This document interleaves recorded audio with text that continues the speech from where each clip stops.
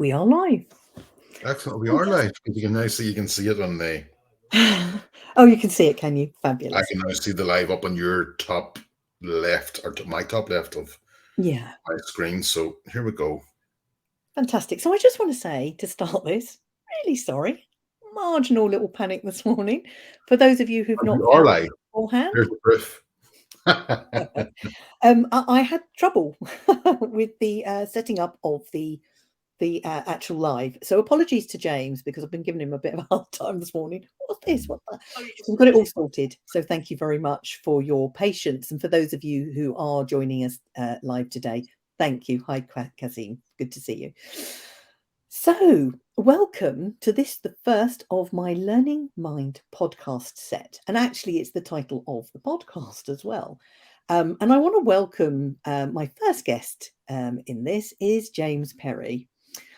James and I met earlier this year via LinkedIn, the power of LinkedIn, obviously. And as we were talking, it was very clear that we had some similarities in what we did and how we approach things. So it seemed really appropriate to start my podcast with somebody who deals with learning, which is what this is all about. So welcome today, James. How are you? Thank you very, very much. And apologies for appearing to be rude, but that's me just shared it now into my profile. So welcome and hi to everybody who's watching this now in my profile as well. Thank you. Yes, thank you. We did get quite a few people who said they were coming, so whether they'll turn live or afterwards, you're welcome either way. And any questions afterwards as well, I'm sure James will be able to answer them. Absolutely. So James, firstly, let's just have a little introduction from you. Who are you and what do you do? Who am I? Well, what I used to do was, or let me start with what people tend to do. And this is a tip, career tip for everybody out there. Whenever that question is asked, Kim, first thing that people tend to answer is their job title. Mm. Whereas what I used to say was I do it in 4 words. Unfortunately, now I do it in 3. The 4 words were carer, coach, academic, and adventurer. Unfortunately, the caring responsibilities are no longer there. Well, maybe in a pastoral role with my clients, maybe let's put it like that. But whenever I used to say adventurer, people go, "What? Tell me more about that." Yeah. And that was always the introduction. But very, very briefly, I am a chartered accountant by profession.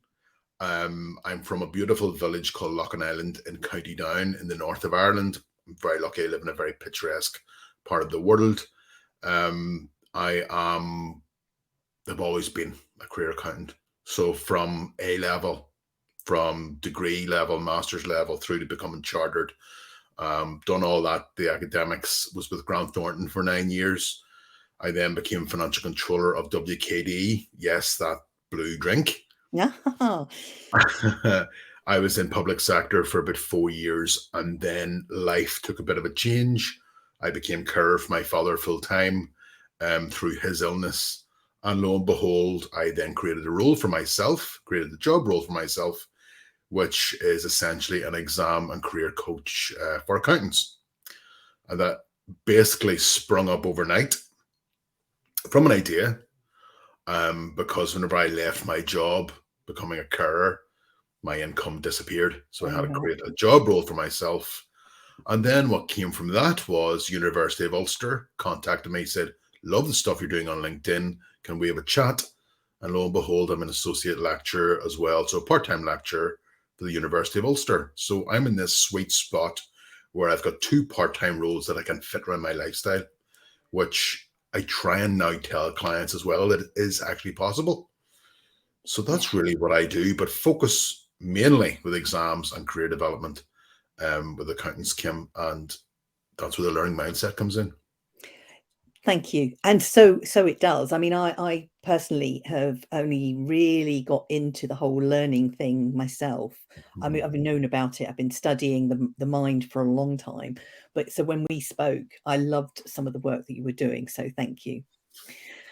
So got some questions to ask for you. Obviously, you're working with people through the university, and I've invited a number of people who are studying at the moment. What would you say is the biggest mistake that students make around their learning? Not having a plan. So Wow. generally, what I see, and a lot of people who come to me with the accounting success academy business, the exam element of that, Kim, essentially people have got their head like the ostrich stuck in the sand, Mm. and they tend to think it'll all be okay on the day, and it doesn't. And that's because there isn't a logical plan being put in place at the very, very start. That was something I was actually quite good at myself whenever I was going through especially the professional exams, Mm. was going, okay, what am I doing for the next 2, 3, 4 weeks, and having to map out my life. So that's what I tend to see. There's a lack of organization, which is incredible whenever we're talking about accountants, because in their job role, I bet you they're fantastically well organized. Yes. But whenever it becomes personal, Mm. whenever emotions become involved, I think all that organization and that logic disappears. Yeah, and it's a shame because you're right. The plan would allow the emotional content to happen, but then Mhm. they just got to recheck the plan and they can be back on target, can't they? So Absolutely. um I can understand that. I think I rarely had a plan when I was doing my learning, but then back in the day they didn't really teach you how to learn. You were No, just no. expected to know.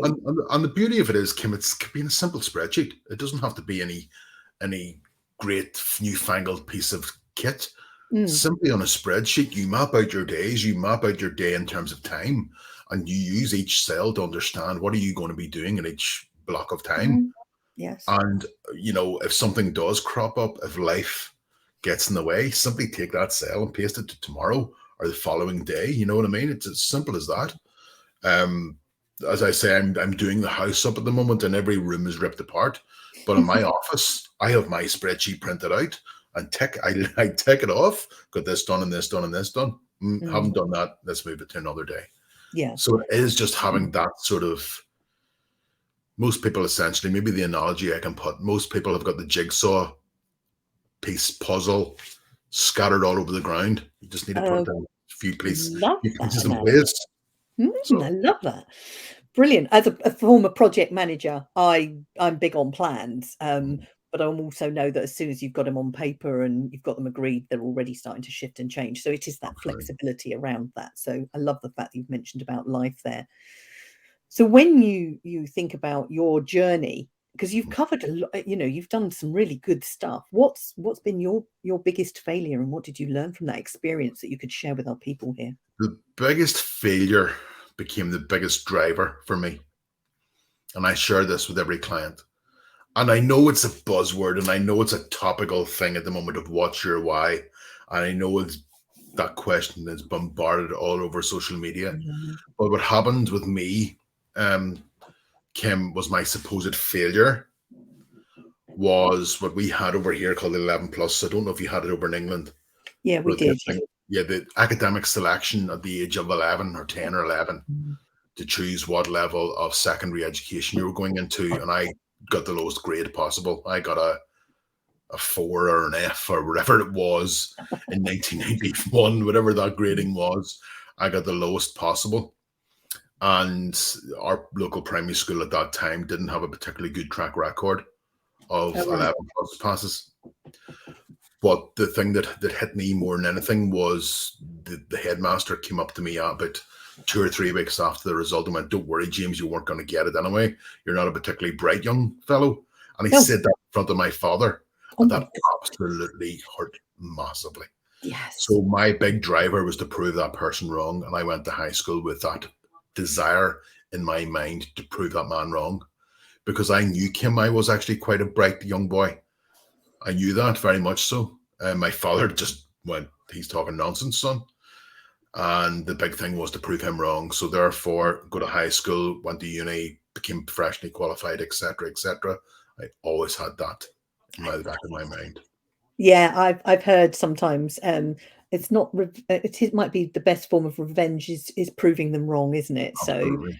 and I know it doesn't happen, and probably still does happen, but back in the day, they didn't think about what they were saying.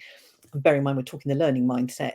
Your unconscious will hear that and think, "Oh my God, I'm not good enough," or Yep. "I'm stupid," or whatever. And it's not true. Everybody has some form of intelligence. It's finding what works for them. Absolutely right. So I Absolutely just right. love that. And everybody has those strengths that were maybe shunned 30, 40, 50 years Yeah, ago. But they're, if you look at them now from a different angle, it's all thinking in different ways. So just yeah, tapping into that, absolutely. yeah, I love that. So what's the biggest question that students tend to ask you then when they're working with you? Where do I start? That's generally what they ask me, James. Really? Where do I start? Yeah, And number one, I talk about the plan. But it is about, I suppose, dovetailing into that is where do I get the time, yeah, that makes sense. especially professional qualifications. So uni, you've got a lot of time generally, but whenever Mm, you get into work life, professional exams, studying after hours, all these things, it then becomes much more difficult to try and get those jigsaw puzzle pieces fitting together. So it is trying to become a bit more creative. Unfortunately, there's no silver bullet, but there is other ideas. So can you get up 1 hour earlier in the morning? Can you do a 30-minute session during lunch? Can you block out time in the weekends, perhaps in the morning time, yeah, and promise yourself you will do a shift, maybe 3 or 4 hours on a Saturday morning? Then mm, you can go and enjoy things. Do you understand your learning style then to get more efficient in what you're doing? Are you visual? Is there a YouTube video you can find? Is there a podcast you can listen to rather than actually sitting down on the old read and write style that everybody done years ago? yeah, good You point. know, uh, so are these what I would call the quick wins that you can put in place that can really become advantageous to you to solve that first question, which is, James, how do I get the time for all this? It is a The tough other one. thing as well, sorry, Kim, the other thing as well is just Kim, is to say no to people. Yes, same That's how time. you win time. Mm. So that's the other thing to think about. Yeah, and I think you're right, is because it's a skill that they're going to use in their life all the time. Very often, I'll have people coming to me; they're too busy to do the things that they want to do or to achieve the things they want to achieve, and it's the same problem. There's always too much, and the thing is, we only ever make time for things that are important to us. Absolutely. So we need to be thinking about what's important to us and how we can make sure that there's time during the week to do that. So not just during learning, but also for later in life. So it's a skill that's really valuable, I think. And a fantastic tool to do that.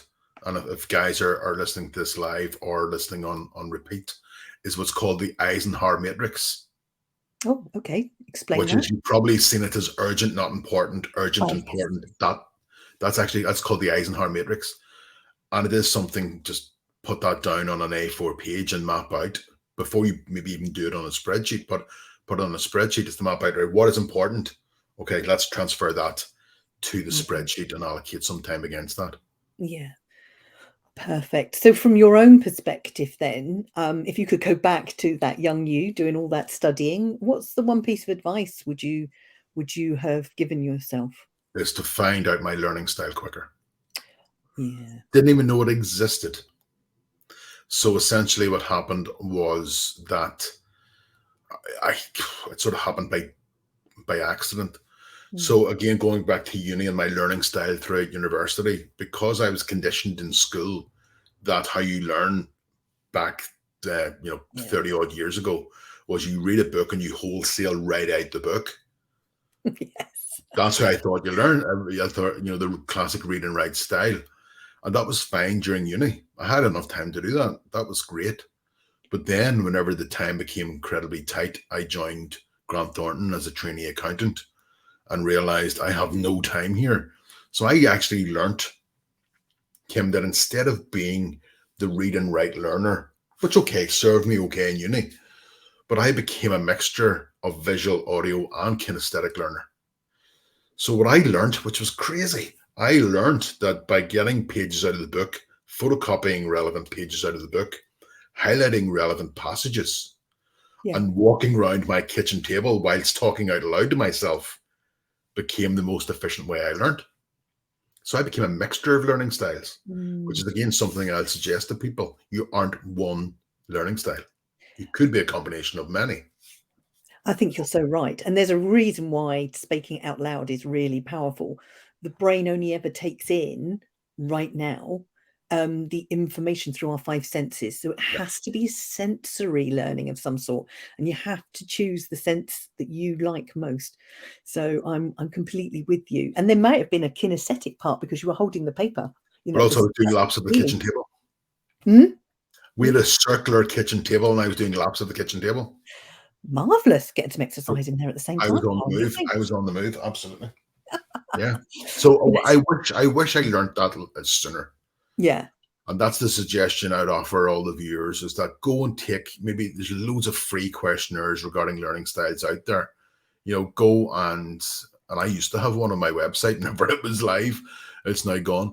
yeah, But find out about those learning styles, take a free test, take on board some of the suggestions that is being offered. yeah, Um, and do that. And also, Kim, it's not just relevant for exams, it's also relevant for your career. How do you take information on quicker?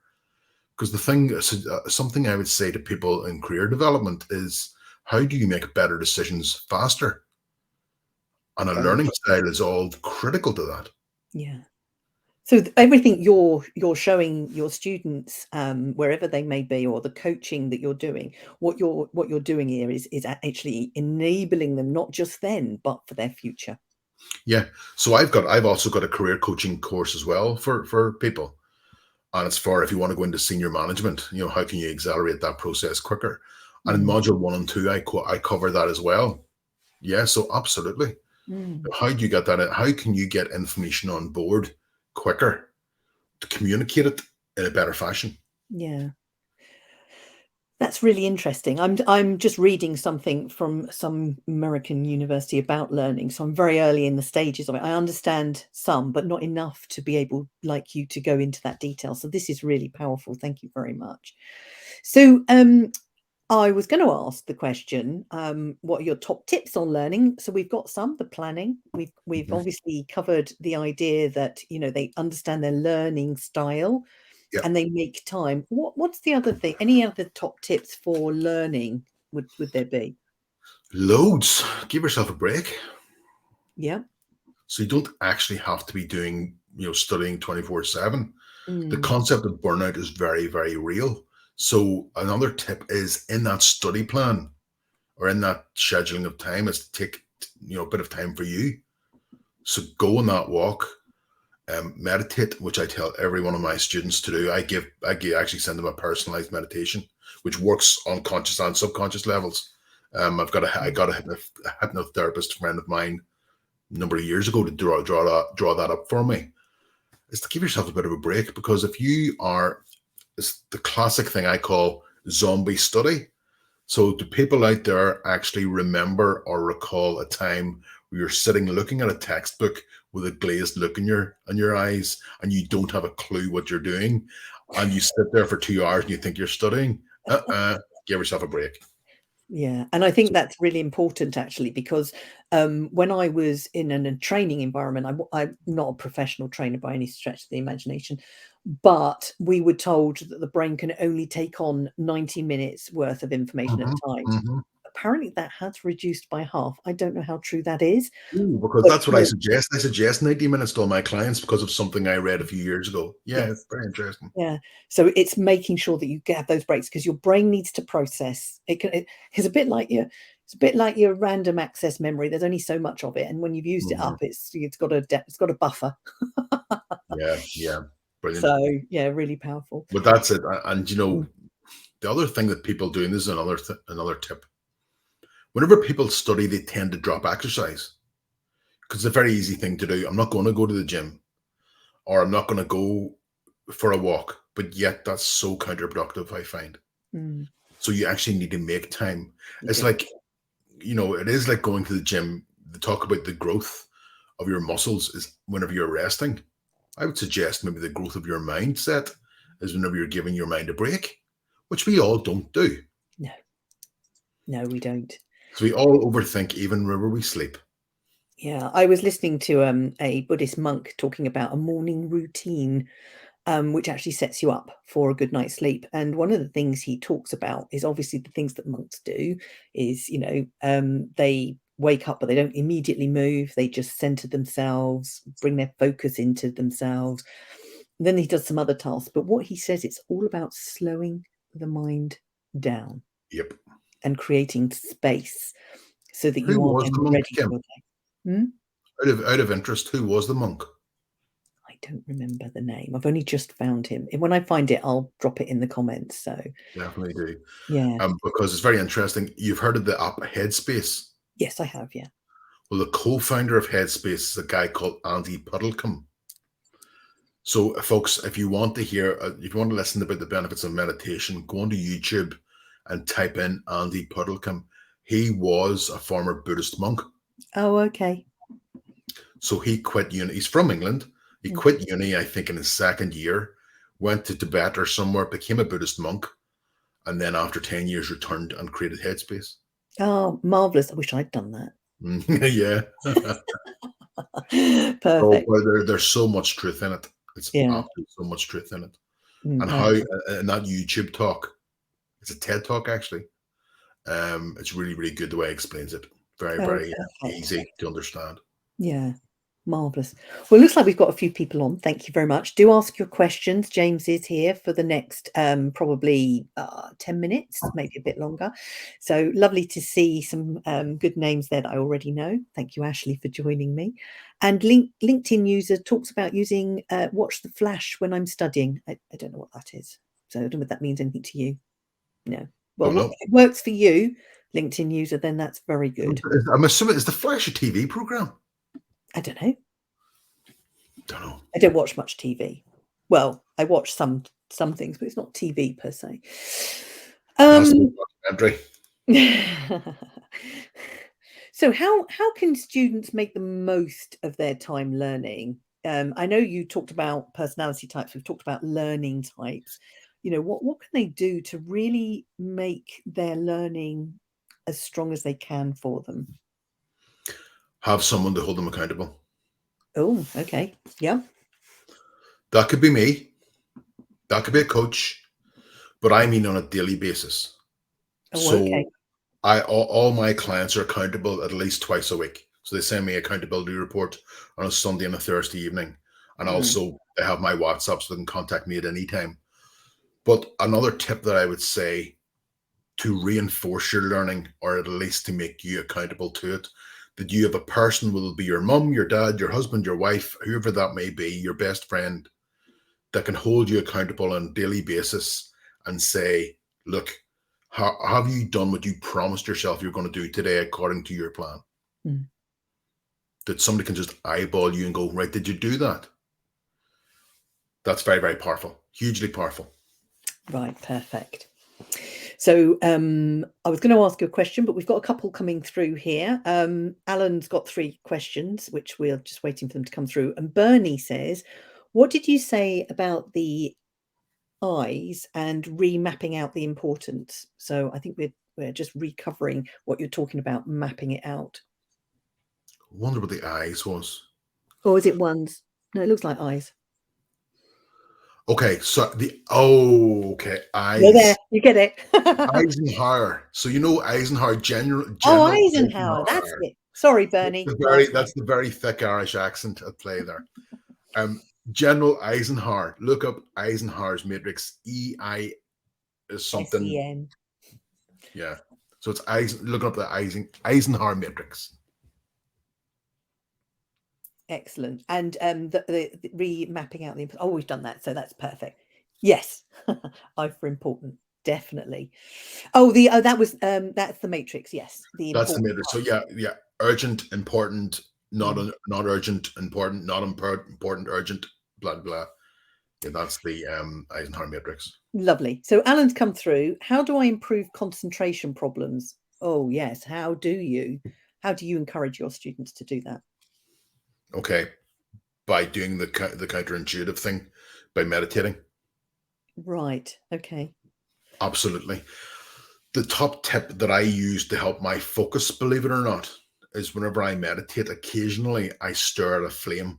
Now, that's the craziest suggestion. I'm well known for offering crazy, right?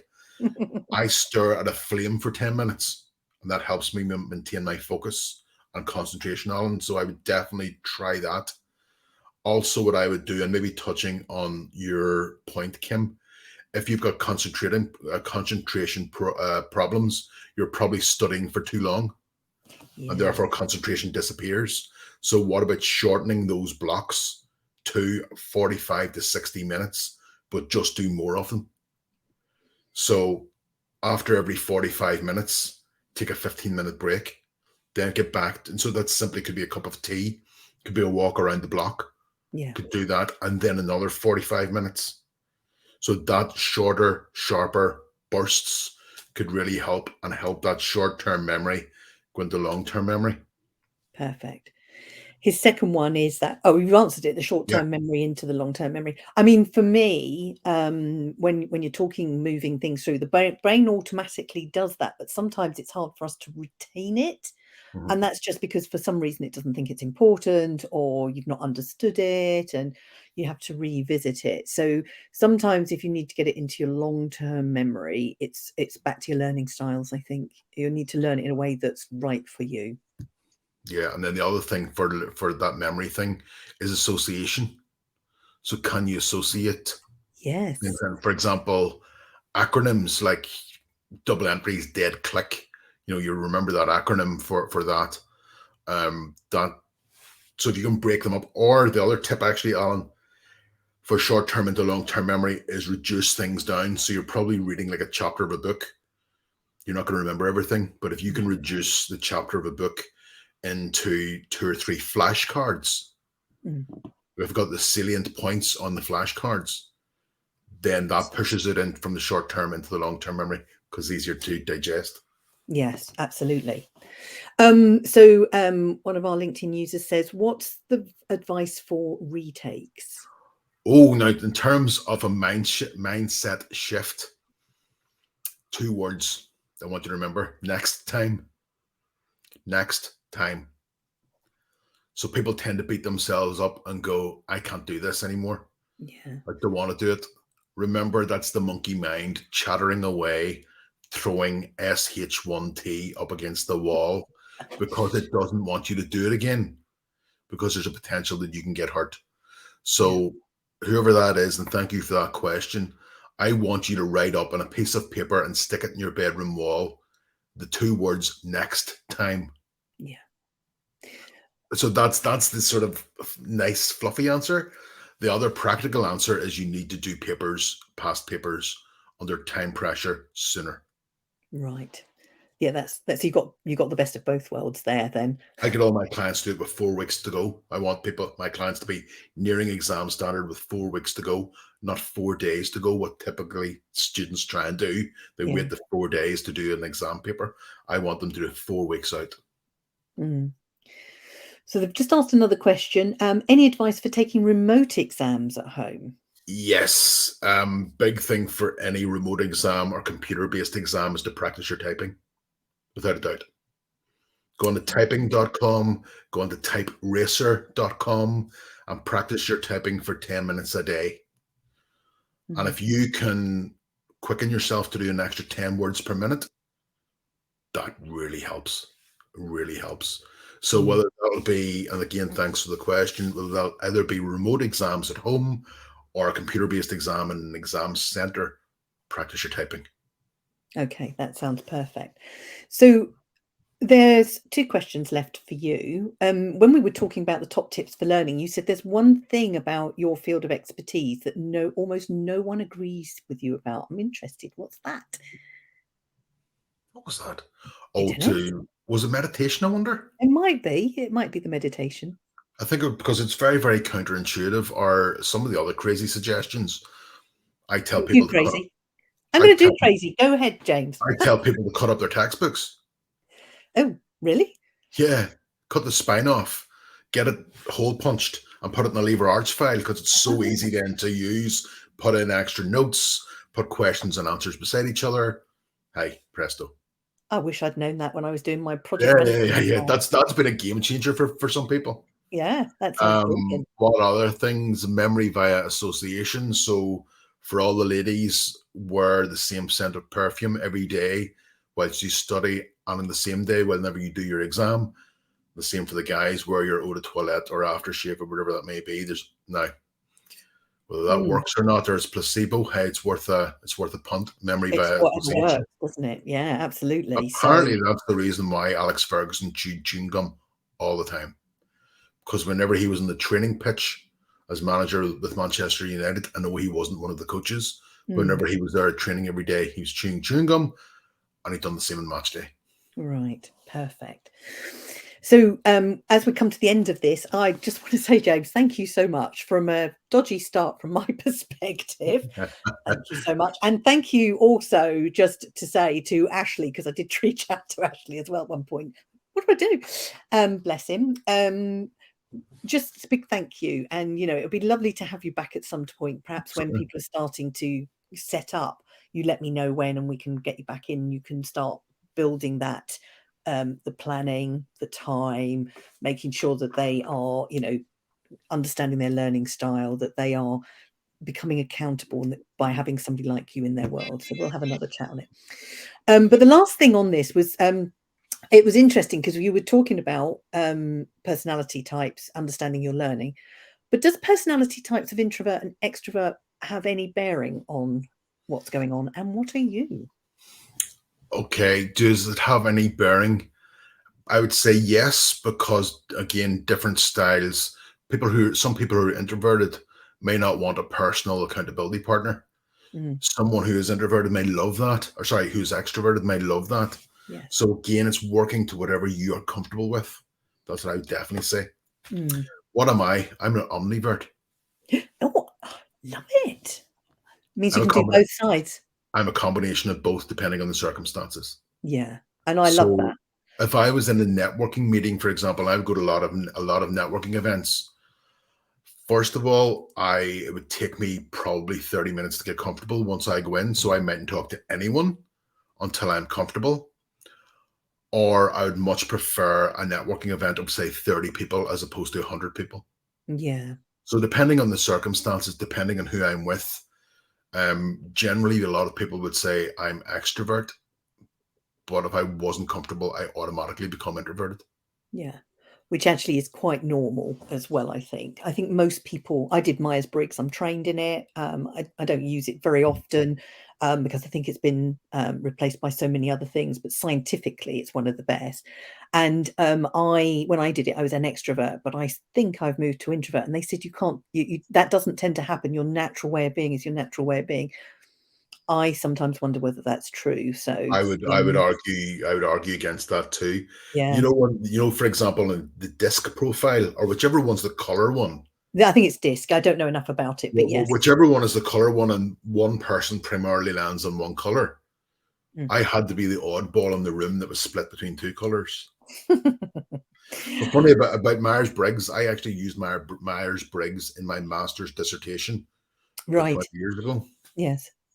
About personality types between female and male accountants.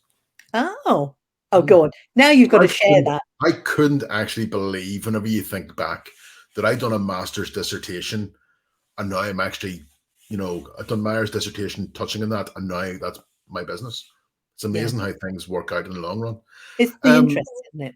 From memory, it was, and apologies to everybody in advance about this, is that female accountants primarily have got male personality traits. That was one of the findings. But I think that's actually probably changed now, given the diversity and inclusion and all this, and I think that's probably changed now.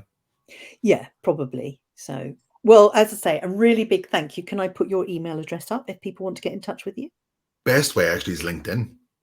Use LinkedIn. I won't put it up. Use LinkedIn, folks. Go onto my profile. Feel free to connect. Feel free to send me a DM. That's probably the best way to get me. That sounds a really good plan, and you've provided some real value today. So I really appreciate it. Thank you for those who have come along. Really appreciate that too, and asking the questions that you have. I'm just going to put this up just for people who are looking afterwards. They've got your details there. And thank you very much, everyone, for joining. Really appreciate it. Hope you found some value. Please, if you're seeing this in replay, do come through and ask any questions you have. We're happy to answer them. James will be able to come back to them too. If you don't ask, somebody else might need the answer. So thank you very much. Take care. Thanks, everyone. Bye now.